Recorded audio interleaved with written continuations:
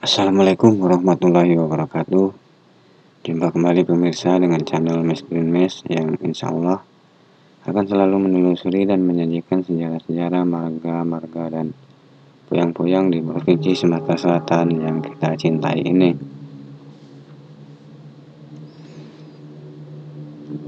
Dalam video kali ini, channel Mes Green Mes akan menampilkan sejarah asal-usul jagat Rambang atau suku Rambang yang berhubungan dengan kerajaan skala Berak di daerah Lampung.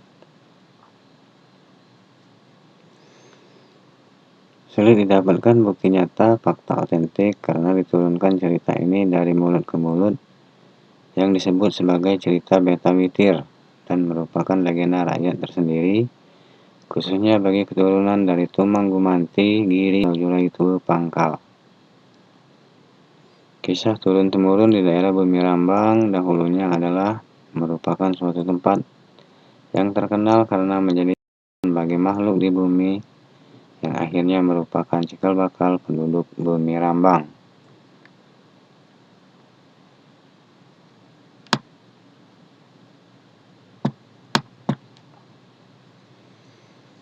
Tersebutlah sebuah kerajaan kecil pada masa itu yang bernama Kute Tuban Luar, dengan rajanya yang bernama Raden Alit dan istrinya bernama Putri Kembang Melur.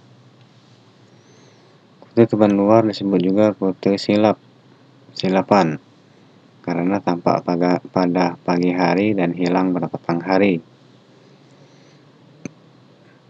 Biasa juga disebut Kute Karang Panjang yang terletak pada Sungai Cakil, anak Sungai Rambang.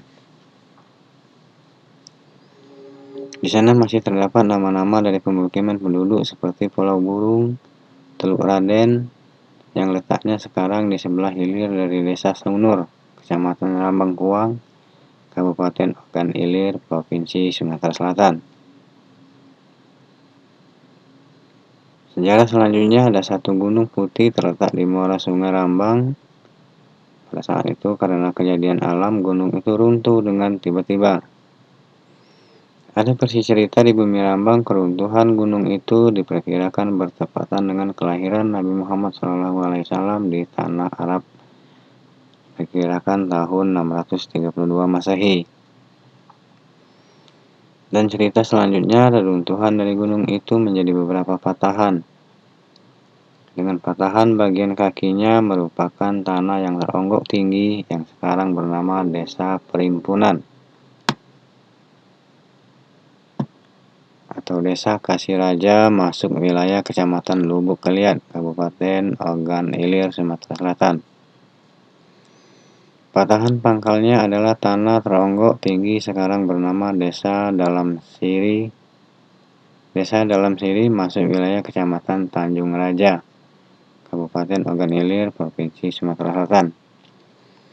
Dan patahan bagian tengahnya tanah teronggok tinggi yang sekarang bernama Desa Tebing Gerinting, Kecamatan Indralaya Selatan, Kabupaten Ogan Ilir, Provinsi Sumatera Selatan. Patahan puncaknya ialah tanah tinggi Puncak Sekuning, Bukit Besar, dan Bukit Seguntang di dalam wilayah Kota Palembang. Dan bersamaan runtuhnya gunung putih tersebut, maka silap atau hilang juga kerajaan Kute Tuban Luar.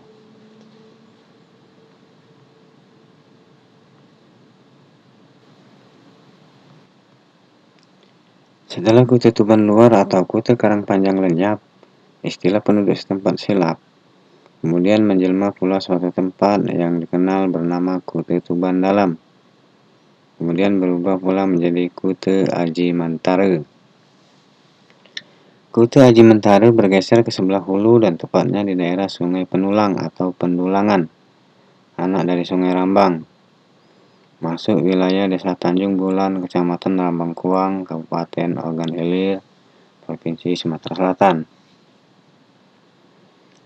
Kute Aji Mantare menurut kisahnya pada zaman dahulu di sana dihuni oleh 4 makhluk, yaitu persanak jenis, yaitu satu persanak jenis makhluk biasa namanya Tuan Raja Ita sebagai penghuni bumi. Dua, persana jenis makhluk biasa namanya Tuan Ketitahan.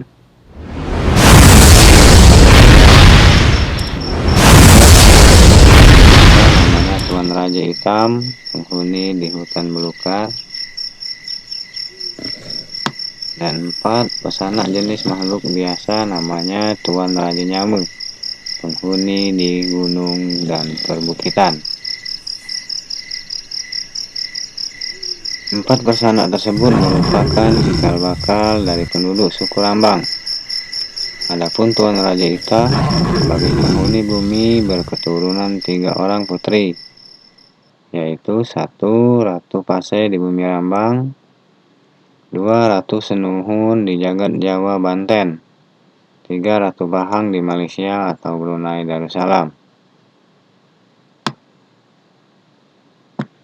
Makam-makam dari keempat persana atau jenis makhluk itu berada di suatu tempat di pinggiran Sungai Pendulangan, Rambang. Daerah itu disebut dengan Puyang Penulangan.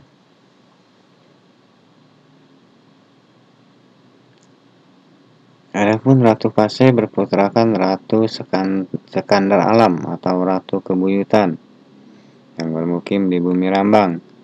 Suaminya bernama Syekh Ali Badarudin di Kuta Aji Mentara, juga yang menjadi ratu di Kuta Aji Mentara. Dalam kisahnya, Ratu Sekandar Alam digelari pula Ratu Kebuyutan, yang artinya nenek moyang dari cikal bakal dari penduduk atau suku bumi Rambang.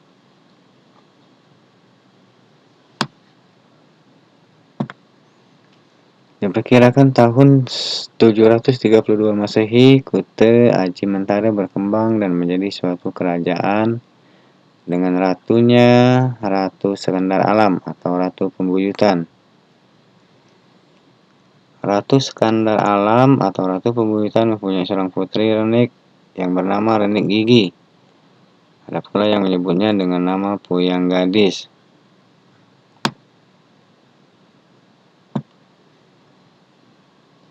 Ratu Pembuyutan karena tidak mempunyai anak laki-laki untuk dijadikan sebagai putra mahkota sebagai pewaris dari kerajaan Aji Mentara, akhirnya sang ratu mengadakan upacara pemujaan kepada dewa di Kayangan Tinggi untuk mendapatkan seorang anak laki-laki secara spontanitas. Pada zaman itu merupakan zaman serba mujizat, Raja Sakti, memiliki karomah, ma'unah ilhas. Karena semuanya masih dalam keadaan suci lahir batin, maka semua hajat bisa terkabul dengan seketika. Dan dalam waktu sekejap, pemujaan itu diadakan pada petang malam 14. Upacara itu disebut diundang. Maka dengan serta-merta jatuhlah dari Kayangan Tinggi dan jatuh tepat di halaman istana dan balairung, serta masuk ke dalam bumi terpendam ke dalam tanah. Benda itu berupa sebuah bungkusan atau kuntum yang tertutup rapat, yang di dalamnya berisi seorang bayi laki-laki yang sudah pandai berbicara. Tempat jatuhnya kuntum atau bungkusan itu disebut Tanah Gumai Lumpur. Sampai sekarang tempat itu bila dipijak amblas dan kita bisa terprosok ke dalam bumi. Oleh penduduk setempat dan sekitar daerah itu dinamai Danau Segatal.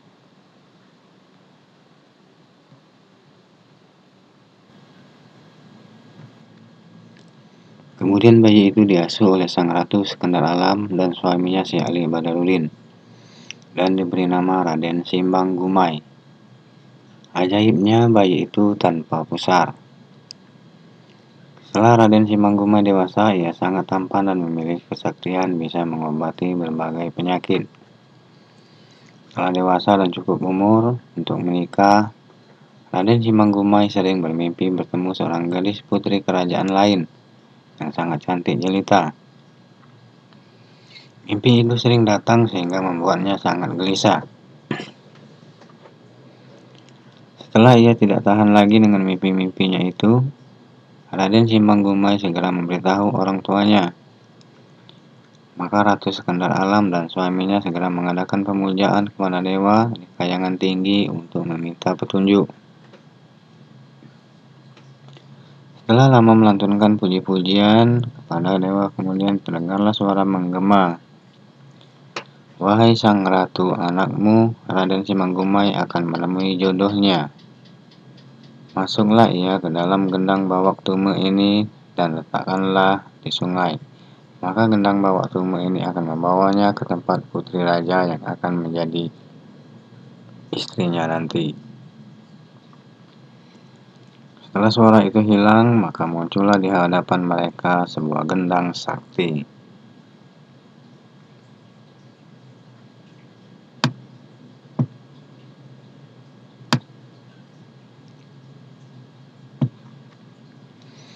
Keesokan harinya mereka segera melaksanakan apa yang dipesankan oleh Dewa Kanyangan Tinggi. Raden Simanggumai berubah menjadi cahaya dan masuk ke dalam gendang bawak tume dan segera dihanyutkan ke sungai Ramban.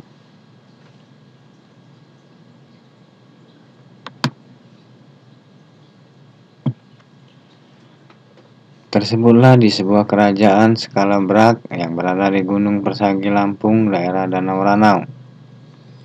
Rajanya mempunyai seorang putri yang sangat cantik jelita, namun sayang, beberapa bulan ini sang putri kena penyakit aneh yang membuatnya tidak sadar atau tertidur pulas.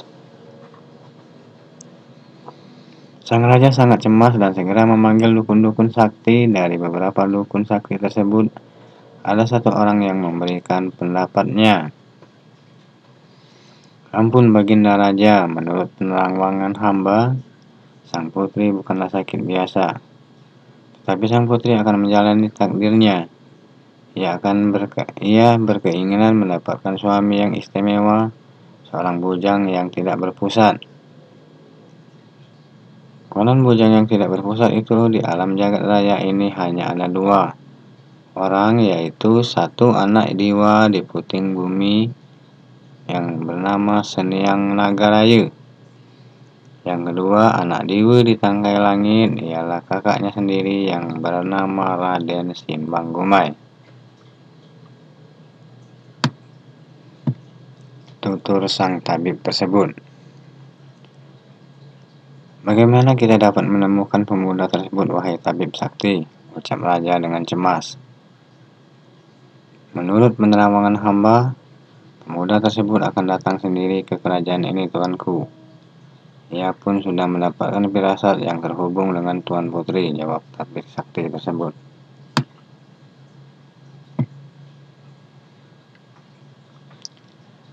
Saktinya Raden Simanggumai Sukamilung Sakti menurut cerita masuk ke sebuah alat yang dinamai gendang bawak tume, terbuat dari balok batang rerumputan pulut-pulut namanya, kemudian kulitnya atau bawaknya dari kulit binatang tume sebangsa kutu kepala atau kutu rambut.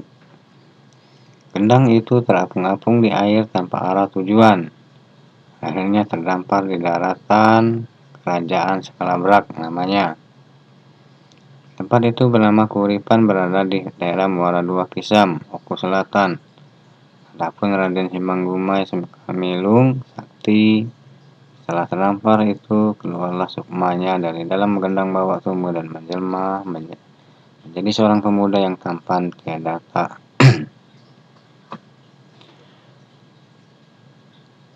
Tiada tahu asal muasalnya, hidup mengembara dan mengilung-ilung hidup di sekitar kota kerajaan Skalabrak.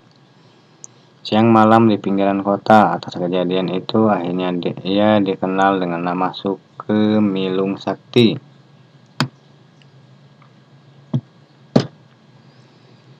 Tersiarlah kabar ada seorang asing yang berada di kota kerajaan Skalabrak. Hal itu segera disampaikan oleh mata-mata kerajaan kepada sang raja. Raja segera memerintahkan panglima untuk menjemput pemuda tersebut. Sampainya di hadapan raja, pemuda itu menyembah dan memohon ampun atas kesalahannya berada di kerajaan ini. Sang raja langsung memotong pembicaraan. Tidak apa, bujang. Kami bukan hendak menangkapmu. Kami sedang menunggu seseorang yang dapat menyembuhkan putri kami. Putri kami sedang sakit yang aneh. Ia tidak sadar seperti sedang tidur. Sudah sebulan ini, ucap sang raja sedih. Oh, kasihan sekali sang putri. Boleh aku lihat, Tuan, jawab Raden Simbang Gumai.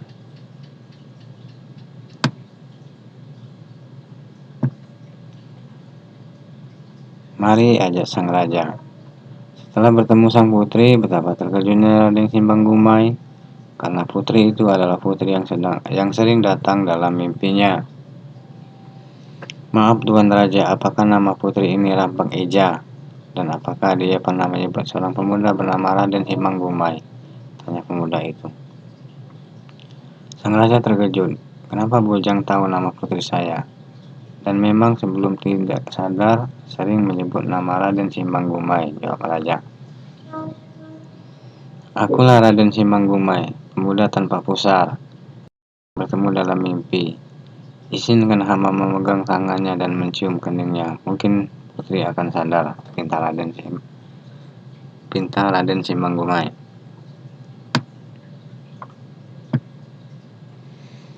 Oh, silakan Ananda. Mungkin ini sudah waktunya putri sadar setelah kalian bertemu, jawab raja. Setelah pemuda itu menggenggam tangan dan mencium kening Tuan Putri sambil memanggil namanya, maka ajaibnya pelan-pelan Tuan Putri tersadar dan siuman dari tidur panjangnya. Semua yang berada di situ bersorak gembira. Raden Simbang Gumai dijadikan sebagai menantu raja. Pemuda mengilung-ilung itu dapat membuat Tuan Putri serta-merta menjadi sadar dan langsung bisa berbicara.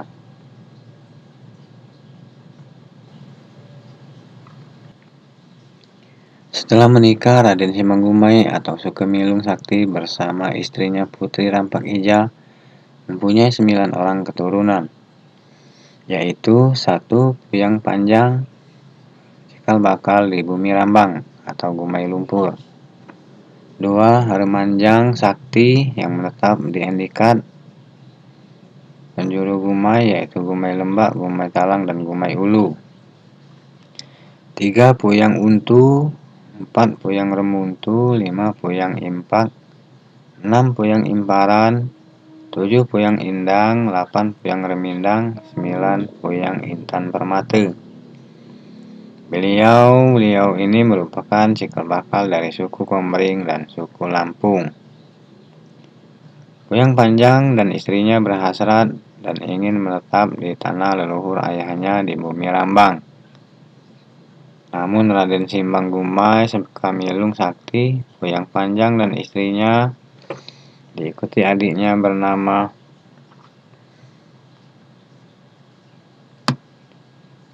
Puyang Remanjang Sakti menyusuri hutan belantara, rimba raya, lembah, dan sungai untuk mencari di mana letak Bumi Rambang itu.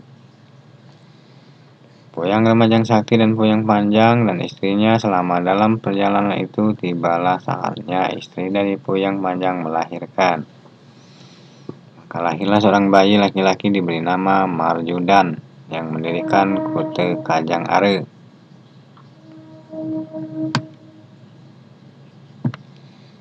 Diperkirakan tahun 870 Masehi, Raden Simbang Gumai atau Sukemilung Sakti meninggal dunia dan dimakamkan di tempat yang menjadi cikal bakal desa Kayu Ara. Sedangkan Raden Sinom, putra Puyang Renik Gigi, mendirikan perkampungan di Muara Rambang. Setelah meninggal dimakamkan di sana. Adiknya Raden Alit dan Raden Cili, makam-makamnya tersebut ada pada rimba di sebelah hulu Kute Aji Mentare.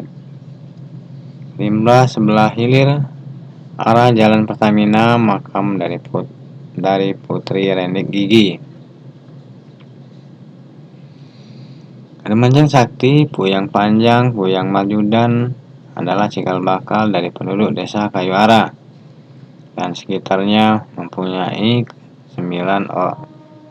keturunan 9 orang, yaitu 7 lelaki dan 2 perempuan.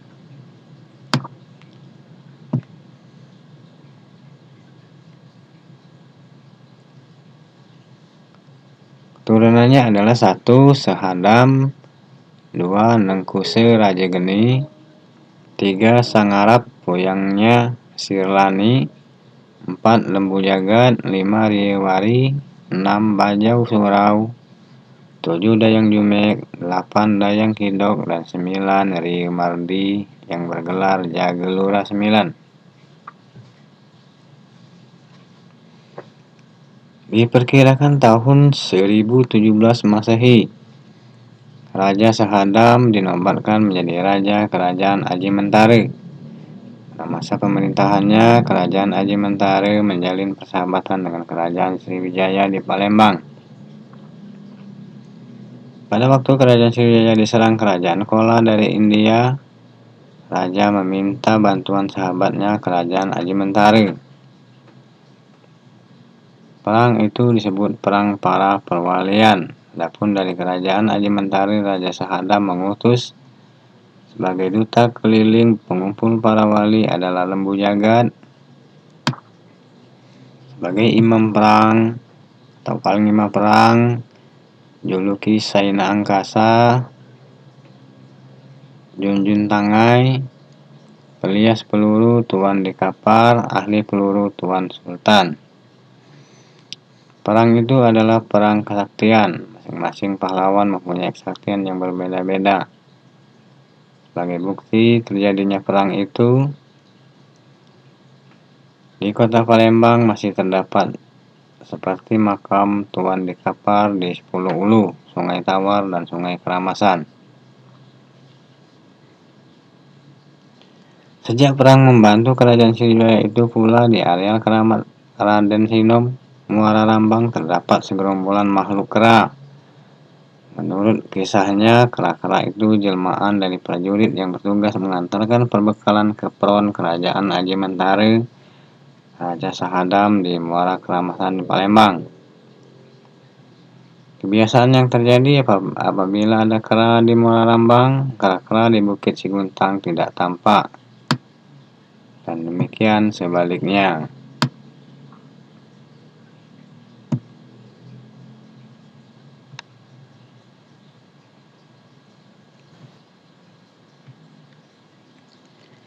Setelah perang yang dahsyat itu, yang dimenangkan oleh Kerajaan Chola dari India dan berhasil menawan Raja Sriwijaya, Sri Sanggamawijaya Tunggawarman. Akibat dari kekalahan itu, maka berakhirlah Kerajaan Sriwijaya.